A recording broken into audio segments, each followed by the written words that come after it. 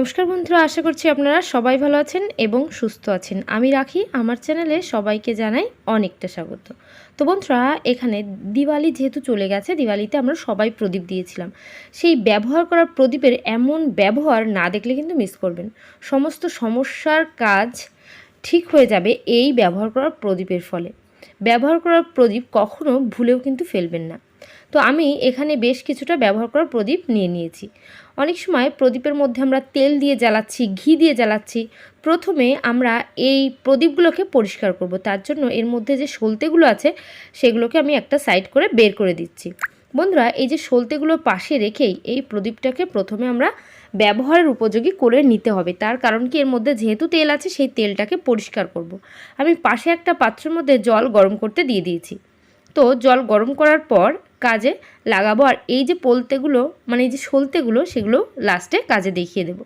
এবার এই যে ব্যবহার করা যে প্রদীপ, সেই প্রদীপগুলোকে ক্লিন করব কিভাবে। যে কোনোভাবে আপনারা ক্লিন করতে পারেন। প্রথমে যেটা করবেন, একটু জল গরম অবশ্যই আমাদের প্রয়োজন হবে। সেই গরম জল নিয়ে গরম জলের মধ্যে আপনারা কিন্তু সার্ফ অথবা শ্যাম্পু যে কোনো একটা ব্যবহার করতেই পারেন। আমি এখানে একটু গরম জল নিয়ে নিয়েছি। গরম জলের মধ্যে দিয়ে দিচ্ছি কিছুটা পরিমাণ শ্যাম্পু। জল খুব গরম নিতে হবে এমন কথা না, একটু উষ্ণ গরম নিলেই হবে, কারণ গরম জলের মধ্যে ক্লিনিংটা কিন্তু খুব ভালো হয়। এবার এই জলটাকে আমি চামচের সাহায্যে শ্যাম্পুটাকে মিশিয়ে নেব। মিশিয়ে নেওয়ার পর এই প্রদীপগুলোকে এই জলের মধ্যে আমরা অ্যাড করব। এইবার এইভাবে চামচের সাহায্যে মিশিয়ে নিলাম। মিশিয়ে এই গরম জলের মধ্যে প্রদীপগুলোকে রেখে আমাদের 10 থেকে 15 মিনিট এইভাবে ছেড়ে দিতে হবে। কারণ 10 থেকে 15 মিনিট ছাড়লে, যদি আপনাদের অনেকটা সময়ের অভাব থাকে, সেক্ষেত্রে 5 মিনিট অন্তত অবশ্যই রাখবেন। রাখার পর তারপর আমরা যখন ফিরে আসার পর এটাকে কিন্তু আমরা একটা স্কচব্রাইট নিয়েও ডলতে পারেন। আর যদি সেটা না পারেন, একটু হাত দিয়ে ভেতরটা একটু ঘষে নেবেন, তাহলেই পরিষ্কার হয়ে যাবে। এইবার বন্ধুরা, আমি চলে এসেছি 10 মিনিট পর। 10 মিনিট পর আমি এখান থেকে একটা চামচ তুলব। তোলার পর এটাকে হাত দিয়ে ভেতরের সাইডটা একটু ডলে নিতে হবে। তাহলে যদি তেলের কোনো অংশের মধ্যে থাকে সেটাও কিন্তু আর থাকবে না। এইভাবে আঙুল দিয়ে এইভাবে ডললেই তেল, ঘি যেটাই আছে এর ভেতরে সেটা একদম পরিষ্কার হয়ে যাবে। তো আমাদের এই গরম জল থেকে একেবারে প্লেন পরিষ্কার প্রদীপ জল থেকে আমরা ধুয়ে মুছে তুলে নেব। তো বন্ধুরা, এই যেহেতু শ্যাম্পুর মধ্যে ভিজিয়েছিলাম, এবার এটাকে কিন্তু প্লেন জলে আরও 1 থেকে 2 বার আমাদের ধুয়ে নিতে হবে। তো আপনারা এইভাবেই কিন্তু 1 থেকে 2 বার বন্ধুরা ধুয়ে নেবেন। ধোয়ার পর কিন্তু আমাদের এই যে প্রদীপগুলো সেগুলো ব্যবহারের উপযোগী হয়ে যাবে। এইবার আমরা কি করব, এবার একটা প্লেন জল নিয়েছি, নিয়ে এর মধ্যে আপনারা ধুয়ে নেবেন।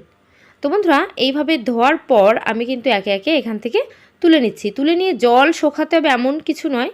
আপনারা যখন যে টিপসটা করবেন সেই হিসাবে এটা ধুয়ে মুছে একটা শুকনো কাপড় দিয়েও মুছতে পারেন, অথবা রোদে রেখে দিতে পারেন। যে কোনোভাবে এটা শুকিয়ে নিয়ে আপনারা একটা যে কোনো কন্টেনারের মধ্যে রেখে দেবেন। তাহলে সংসারে যখনই কিছু কিছু ঝামেলার কাজ আজ দেখিয়ে দেব, যখনই সেই ধরনের কোনো কাজ আসবে আপনারা কিন্তু সেটা চটপট করে একদম কমপ্লিট করতে পারবেন। তো এখানে আমি কিন্তু প্রদীপগুলো একেবারে ধুয়ে পরিষ্কার করে নিয়েছি। নেওয়ার পর আমরা এই যে প্রদীপগুলো, সেই প্রদীপগুলোকে কি কাজে লাগাচ্ছি। প্রথমত এখান থেকে আমি একটা প্রদীপ নিয়ে নেব। বন্ধুরা, এই যে একটা প্রদীপ আমি নিয়ে আমাদের কি করতে হবে, আমাদের প্রয়োজন হবে বালি মাটি।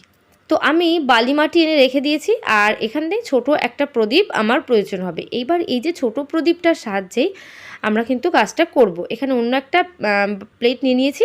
প্লেটের মধ্যে দিয়ে দেবো চামচের 1 চামচ সার্ফ। এবার এই যে চামচের 1 চামচ সার্ফ দিয়েছি, এর মধ্যে দিয়ে দেবো বালি মাটি। সেটাও কিন্তু 1 চামচ বালি মাটি দেবো। দেখতে পাচ্ছেন আপনারা, এই বালি মাটিগুলো দিয়ে দেবেন। 1 চামচ বালি মাটি দিয়ে দেবো। এইবার এর মধ্যে দিয়ে দেবো খাবার সোডা। সেটাও কিন্তু 1 চামচ অথবা একটু কমও দিতে পারেন। এবার এই যে খাবার সোডা, বালি, এগুলো কিন্তু তাই ক্লিনিংয়ের জন্য বেস্ট। এইবার এই যে খাবার সোডা দিয়ে এটাকে সামান্য একটু শ্যাম্পু অ্যাড করব। এরপর সামান্য সামান্য জল দিয়ে ঠিক আটাটা যেমন আমরা মাখিয়ে নিই, ওই একইভাবে আটা মাখানোর মতো এটাকে মাখিয়ে নেব। তো বন্ধুরা, এইভাবে আটা মাখানোর মতন আমি একটু করে জল দিচ্ছি আর এটাকে মাখিয়ে নিচ্ছি। মাখিয়ে নেওয়ার পর এই প্রদীপটার মধ্যেই কিন্তু এই আটা মাখানোর মতো যে মাটি এবং সার্ফ আর খাবার সোডা মিশিয়ে একটা দলা পাকিয়ে নিচ্ছি। এই দলাটাকে আমরা এই প্রদীপের মধ্যে সেট করে করে দিতে হবে। এবার এই প্রদীপের মধ্যে কেন আমরা এই মাটির দলাটাকে সেট করছি, এটাকে আপনারা রোদে শুকাতে পারেন, আর যদি ফ্যানের নিচে রাখেন সেক্ষেত্রে আধা ঘন্টা রেখে দেবেন। আমি এখন যেহেতু রোদ নেই এই জন্য ফ্যানের নিচে আধা ঘন্টা এটাকে রেখে দেব। রাখার পর একটু শুকিয়ে গেলে আমি কিন্তু ফিরে আসছি। তো বন্ধুরা এইভাবে রাখার পর দেখবেন দারুণ একটা কাজ হবে। তো কি কাজ হবে, অনেক সময় দেখবেন বাড়িতে রুটি বানানো যে তাওয়াগুলো, রুটি অথবা পরোটা এই সমস্ত করতে করতে প্রচুর তেল চিট কালি পড়ে যায়। তো যখনই এরকম তাওয়ার মধ্যে অথবা কড়া পুড়ে গেছে সেই কড়াটাকে পরিষ্কার করার জন্য আমরা কিন্তু এই প্রসেসটা ফলো করতে পারি। তো এখানে এটা কিন্তু আমার শুকিয়ে গেছে, প্রদীপের এই মাটিটা শুকিয়ে যাওয়ার পর একটু জল নিয়ে নেবেন, সে কড়া হোক আর রুটি বানানো তাওয়া, এইভাবে একটু ঘষে নেবেন। এর ফলে কি হবে, এই মাটি, প্রত্যেকটা মাটি, সার্ফ, এর মধ্যে খাবার সোডা আছে, প্রত্যেকটা কিন্তু ক্লিনিংয়ের জন্য বেস্ট। এবার এইভাবে ঘষে নিলে এই তাওয়াটা কিন্তু কোনো কালি তেলচিট কিছু থাকবে না, একেবারে ক্লিন হয়ে যাবে। ওই যে বলছিলাম আমাদের যে সমস্ত ঝামেলার কাজগুলো থাকে সংসারে, মানে যেমন কড়া মাজা কিন্তু বেশি একটা কারোর পছন্দ হয় না, তো অনেকটা ঘষা মাজা করতে হয়, সেইগুলো করতে হবে না। এরকম একটা প্রদীপের ওই দলাটা করে রাখবেন, মাটির দলাটা, দেখবেন খুব সহজে কিন্তু এই সমস্ত কাজগুলো কমপ্লিট হয়ে যাবে। আশা করছি টিপসটা অনেকটা ভালো লেগেছে। চলে এলাম পরবর্তী টিপসে বন্ধুরা, এই যে আমি এখানে নিয়ে নিয়েছি সেই সলতেগুলোর সাহায্যে দেখবেন আমরা কি করব। এইবার সলতে নিয়ে নিয়েছি একটা প্রদীপের মধ্যে, আর নিয়ে নেব 3টে লবঙ্গ, আর নিয়ে নিয়েছি তেজপাতা। তো প্রদীপটা একটু বড় দেখে নেবেন, তাহলে দেখবেন অনেকটা সহজ হবে। আমার যেহেতু একটু বড় প্রদীপ নেই এই জন্য ছোটো প্রদীপের মধ্যে দেখিয়ে দিচ্ছি। এর মধ্যে তেজপাতা আমি ছিঁড়ে দিয়ে দিলাম, আর এর মধ্যে দিয়ে দেব কর্পূর। তো আপনারা একটু কর্পূর হাতের সাহায্যে গুঁড়ো করে এইভাবে দিয়ে দেবেন। বন্ধুরা এই যে সলতেগুলো ব্যবহার করা, যে সলতেগুলোর মধ্যে তেজপাতা, কর্পূর এবং লবঙ্গ এইগুলো দেওয়ার ফলে কি হবে, এটাকে তাওয়ার উপর নিয়ে নিচ্ছি, নিয়ে এটাকে ধরিয়ে দেব। ধরিয়ে এই কাজটা করবেন বিশেষ করে সন্ধ্যার দিকে। দেখবেন সন্ধ্যার দিকে ঘরে প্রচুর পরিমাণে মশা মাছিদের উপদ্রব হয়ে যায়।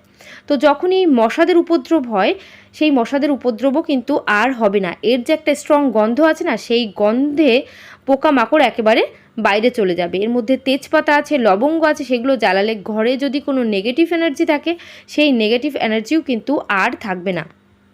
তো বন্ধুরা এইভাবে সমস্ত ঘরে সন্ধ্যার দিকে একটু ছড়িয়ে দেবেন এর ধোঁয়াটা, তাহলে দেখবেন অনেকটা উপকার পাবেন। আশা করছি এই টিপসটা অনেকটা কাজে আসবে। তো চলে যাব আরও একটা টিপসে। তো এখানে আমি প্রদীপ নিয়ে নিয়েছি, প্রদীপটাকে প্রথমত এইভাবে গুঁড়ো করে নেব। তো গুঁড়ো করে দুটো কাজ হবে। তো আমি এখানে বেশ 2-3টে প্রদীপ গুঁড়ো করব, তার আগে একটা গুঁড়ো করে দেখিয়ে দিচ্ছি। এই যে গুঁড়োর যে অংশগুলো, এই অংশগুলোকে কি করব, এখান থেকে আমি কিছুটা গুঁড়ো, এই যে বড় বড় দানাগুলো আছে এগুলো বের করে নিচ্ছি। নিয়ে কি করব, দেখবেন অনেক সময় ফুল গাছে বারবার করে জল দিতে হয়। তো ফুল গাছে যখন বারবার জল দিতে হয় কারণ জলটা শুকিয়ে যায়, তো আমরা যদি এরকম প্রদীপ গুঁড়ো করে ফুল গাছের গোড়ায় দিয়ে দিতে পারি, তাহলে কিন্তু এই প্রদীপের টুকরোগুলো জলকে অ্যাবজর্ব করে রাখতে পারবে। ফুল গাছের গোড়ায় সবসময় শুকিয়ে যায়, এই শুকিয়ে যাওয়া ব্যাপারটা থাকবে না, সবসময় একটা ভিজে ভিজে ভাব এখানে থাকবে। তো বন্ধুরা এইভাবে ফুল গাছের গোড়ায় মাটির প্রদীপ গুঁড়ো করে দেবেন, অনেকটা সমস্যার সমাধান হবে। আশা করছি এই টিপসটা অনেকটা কাজে আসবে। চলে এসেছি পরবর্তী টিপসে আমি এখানে গ্রেটার নিয়ে নিয়েছি। গ্রেটারের সাহায্যে প্রদীপ আপনারা গ্রেট করে নিতে পারেন, আর যদি সেটা না চান সেক্ষেত্রে কি করতে পারেন, প্রদীপটাকে প্রথমে গুঁড়ো করতে পারেন। আমি কিন্তু প্রথমেই 4 থেকে 5টা প্রদীপ গুঁড়ো করে নিয়েছিলাম। এবার আপনাদের দেখিয়ে দিচ্ছি, এইভাবে 4 থেকে 5টা এইভাবে গুঁড়ো করতেও পারেন, আর এইভাবে একটা শক্ত ভারী কিছু দিয়েও গুঁড়ো করে নিতে পারেন। আমি এখানে শক্ত ভারী এটা দিয়েই প্রথমে প্রদীপগুলোকে গুঁড়ো করে নিয়েছি। গুঁড়ো করার পর আমি এখানে অন্য একটা পাত্রের মধ্যে গুঁড়োগুলোকে কিন্তু তুলে নিয়েছি। বন্ধুরা এবার এই যে আমি প্লেট নিয়ে নিলাম, প্লেটের মধ্যে এই যে গুঁড়ো করে নিয়েছি প্রথমে ভারী কিছু দিয়ে, এই যে এই পাত্রটার মধ্যে গুঁড়োগুলো তুলে নিয়েছি। এবার এর থেকে একদম মিহি যে গুঁড়োটা সেটা কি করে বের করব। এবার আমাদের প্রয়োজন হবে একটা সেকনি। তো বন্ধুরা এই সেকনির সাহায্যেই আমরা যদি এই গুঁড়োগুলোকে সেঁকে নিতে পারি, তাহলে যে মিহি গুঁড়োগুলো এই মাটির প্রদীপের, সেই মিহি গুঁড়োটা বেরিয়ে যাচ্ছে, দেখতে পাচ্ছেন। তো এইভাবে আপনারা গুঁড়োটা বের করতে পারেন, আবার গ্রেটারের সাহায্যেও কিন্তু গুঁড়োটা বের করতে পারেন। যার যেটা সুবিধা হবে সে সেইভাবেই কিন্তু গুঁড়োগুলোকে বের করে নেবেন। এইবার এই যে গুঁড়ো বের করে নিয়েছি এর মধ্যে আমরা কি করব, কোলগেট দিয়ে দেব।